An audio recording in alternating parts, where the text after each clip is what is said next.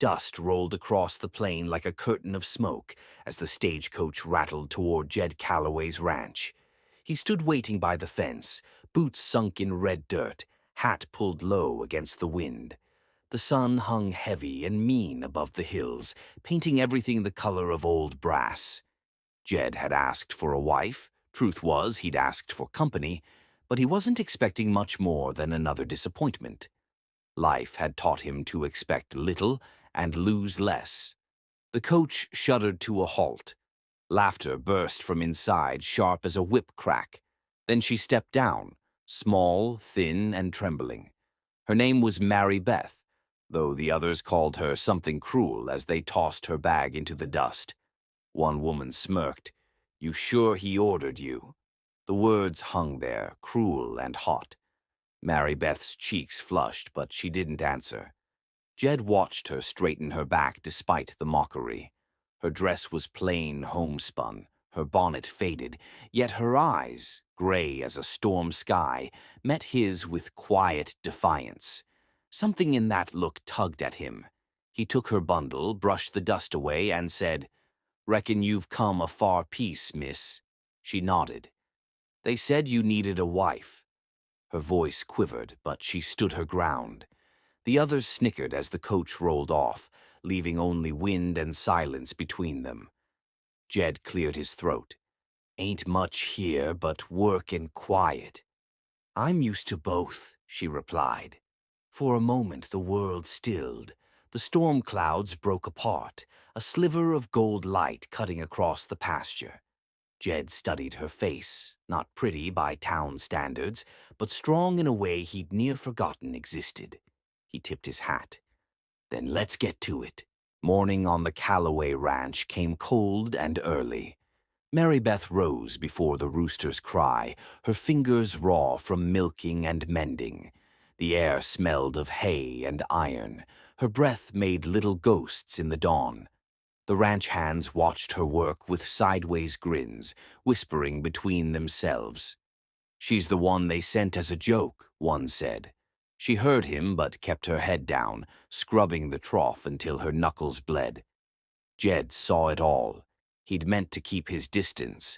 Wives were for softer men. But each day he found himself watching her with a quiet ache.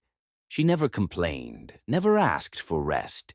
When the water froze in the pails, she cracked the ice with her boot and carried on. When supper burned, she laughed it off and started again. That laugh, small, nervous, but real, warmed the empty rooms more than fire ever had. One afternoon, Jed wrestled a warped barn door, cursing under his breath. Mary Beth stepped beside him, hammer in hand. "You're hitting the wrong nail, Mr. Callaway." He glanced at her, startled, then chuckled. It was the first sound of ease between them. For a heartbeat, the wind itself seemed to pause. That night, trouble came. 3 rustlers, drunk and mean, slipped through the gate, shouting for Jed's herd. Jed reached for his rifle, but Mary Beth was already there, barefoot, hair loose, shotgun trembling in her hands. "You'll take nothing that ain't yours," she said. The men hesitated, seeing something fierce in her eyes. One raised his pistol. The blast came quick, echoing through the dark. When the smoke cleared, the rustlers were gone, their horses scattering into the hills. Jed stepped to her side, his voice low. "You did good, Mary Beth." She swallowed hard, still shaking. "Did what I had to." Days bled into weeks, and the ranch settled into a gentler rhythm. The fences stood strong again, the animals fed, and laughter, small, hesitant laughter, began to echo through the yard. Mary Beth moved with quiet purpose, her once uncertain steps now steady. Yet, when the nights turned cold and the wind hummed against the windows, doubt still pressed heavy on her heart. She wondered if Jed saw her as a partner or a burden he'd learned to tolerate. One evening, the sky cracked open with rain. She sat on the porch, watching lightning stitch across the horizon. Jed joined her, boots dripping, hat in hand. For a long time, neither spoke. The scent of wet earth filled the silence. They only sent me 'cause they thought it'd be funny, she said finally. Said no man would keep the ugly one. Her voice carried the weight of every cruel word she'd ever swallowed. Jed's gaze stayed fixed on the rain. Funny thing, he murmured. I used to think I wanted beauty, someone to fill the house and ease the quiet. Turns out what I needed was someone who could look the world in the eye and not flinch. He turned to her then, his eyes soft. You did that the night those men came.